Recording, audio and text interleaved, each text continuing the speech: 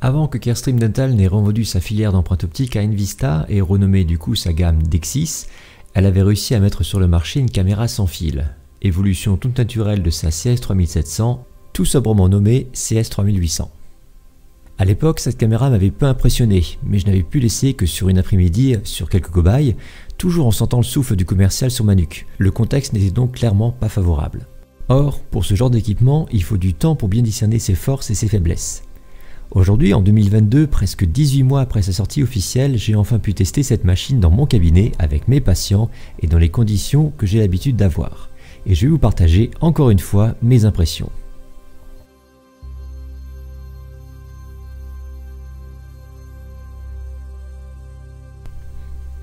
Comme pour la dernière fois, je vais d'abord vous présenter les biais de mon test. Déjà, cette caméra a été testée en comparaison avec sa très grande sœur, la CS3600. 2 générations séparent donc ces caméras. J'ai pu la tester pendant environ 10 jours pour plusieurs types d'empreintes. Des empreintes d'études, des empreintes de fixe, de mobile et des empreintes pour routière. Ma collaboratrice a pu réaliser quelques empreintes de son côté. Le logiciel CS Scanflow est un logiciel que j'utilise très régulièrement et je n'ai donc pas eu à subir la courbe d'apprentissage que j'ai ressentie avec la Medit par exemple. Les empreintes ont été réalisées qu'avec les 2 caméras en parallèle, la CS3006 et la CS3008, quand j'ai eu le temps, avec écarteur et toujours sans assistante, comme j'ai l'habitude de le faire. Enfin, cette caméra m'a été prêtée gratuitement par la société CD Informatique via son commercial Marvin Polyfem que je remercie au passage. Je n'ai donc pas payé pour le matériel de démonstration et je n'étais moi-même pas dans une démarche d'achat. Comme d'habitude aussi, ce test n'est ni sponsorisé ni corrigé par le constructeur auparavant de sa publication. Il est donc tout à fait possible que je dise des choses qui peuvent fâcher Carestream ou Dexis, mais bon, vu que mon avis, bien que subjectif, reste d'après moi impartial, ça ne m'empêchera absolument pas de dormir ce soir. Pour finir, on peut dire que je suis un habitué et un convaincu de l'empreinte optique. Je verrai absolument pas mon modeste exercice sans cette technologie. Le test n'est donc pas là pour vous convaincre de passer à l'empreinte optique, mais est là pour vous éclairer sur l'ergonomie qu'apporte cette caméra sur les générations précédentes ou sur ses concurrents directs.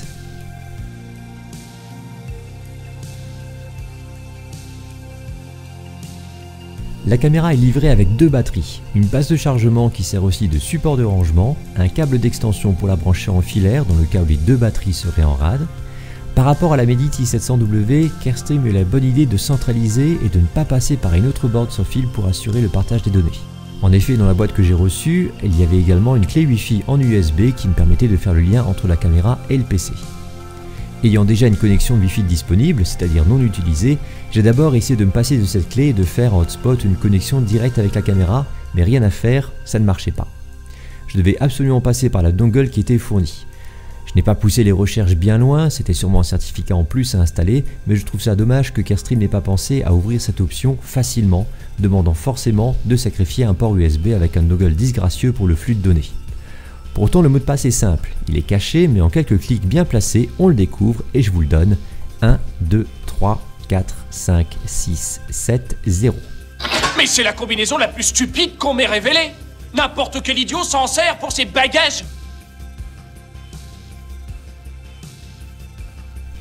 J'ai pu utiliser la caméra pour une bonne douzaine d'empreintes, la plupart complètes, d'autres pour des préparations d'inlay ou de couronne avec préparation de classiques de congé.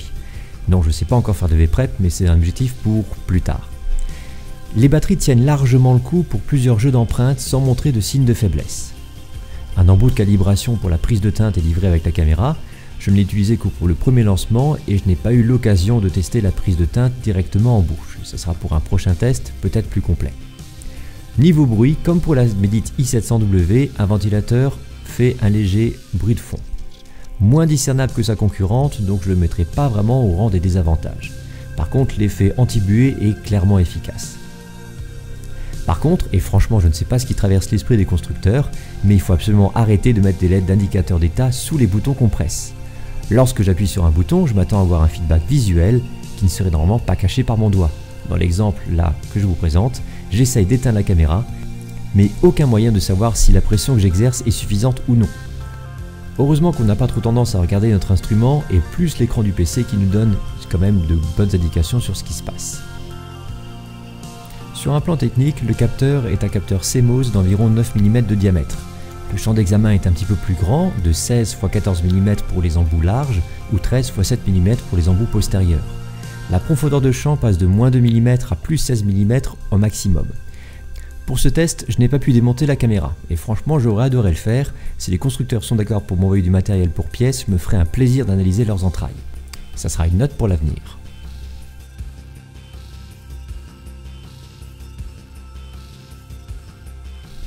D'un poids d'environ 250 grammes, cette caméra est donc très légère une fois en main.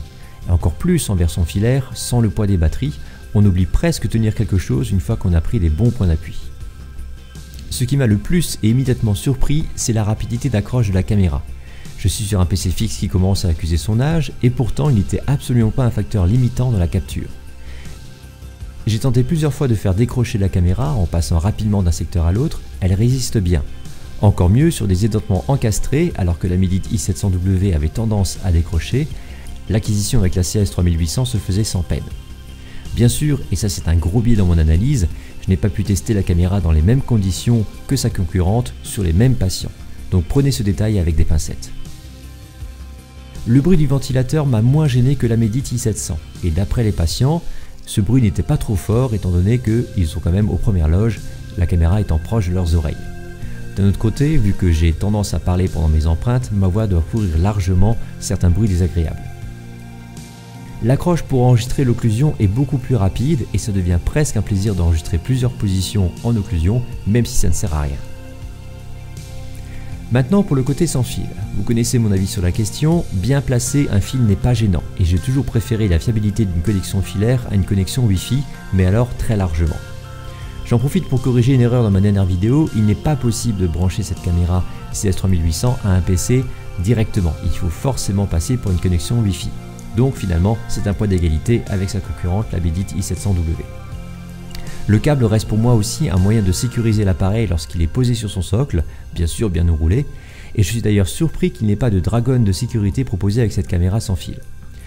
Je n'ai pas pu tester la durée de vie des batteries en totalité, n'ayant eu la caméra que pendant une dizaine de jours, mais je pense que comme pour toutes les batteries, au bout de quelques années, la performance diminue. Heureusement, il sera toujours possible de brancher électriquement cette caméra pour continuer à la faire fonctionner. Les embouts sont légèrement plus larges, permettant une acquisition plus rapide, mais deviennent plus encombrants lorsqu'on doit passer dans les secteurs postérieurs, notamment près du processus coronoïde une fois la bouche ouverte. La présence d'un embout plus petit est alors bien pratique, mais je n'aime pas changer les embouts pendant une empreinte. Pour tout ce qui est traitement de l'empreinte, cela dépend bien sûr de deux facteurs. Déjà la complexité de l'empreinte que vous avez pris, le nombre de passages que vous aurez fait sur un même secteur, et ensuite, bien entendu, la puissance de votre PC. Je ne sais pas ce que les constructeurs auront en tête, mais une carte graphique puissante n'est absolument pas nécessaire pour le raffinage de l'empreinte. Privilégiez plutôt un processeur multicore. Pour le coup, Scanflow, le logiciel de Carstream, supporte plutôt bien le multithreading, et suffisamment de mémoire vive pour que le logiciel puisse vous suivre dans vos empreintes de large étendue. On peut dire que j'ai plutôt été agréablement surpris par cette caméra. Même ma collaboratrice, qui reste convaincue mordicus qu'on ne fera jamais mieux que l'imprégum, m'a confié qu'elle ne serait pas contre l'achat de cette caméra, ce qui est une première. Je trouve que la CS3800 est une mise à jour très intéressante de la 3006 et de la 3007. Si je les avais toutes les deux au cabinet, c'est sûr que j'abandonnerais l'ancien modèle. Ces petits défauts d'ergonomie sont vraiment mineurs et ne m'empêcheraient pas de l'acheter, si ma CS3600 seulement rendait l'âme. Avec le rebranding de ces caméras en DEX6, la marque n'abandonne pas les précédents modèles. Il est clair que la CS3600 reste une bonne caméra, mais se retrouve vite dépassée par la concurrence au niveau rapidité. La 3700 devrait être donc le meilleur des deux mondes, entre un prix plus raisonnable et de meilleures performances. Le sans fil reste à mon goût très secondaire dans le choix d'une caméra.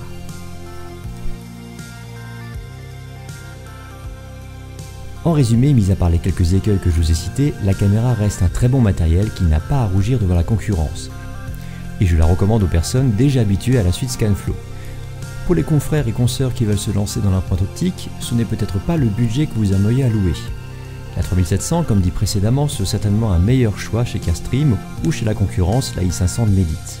Pour finir, la vente de la filière empreinte optique à Envista ne me permet pas de dire dans quelle direction ira le développement. Mais j'espère un jour voir une CS3900 sur le marché.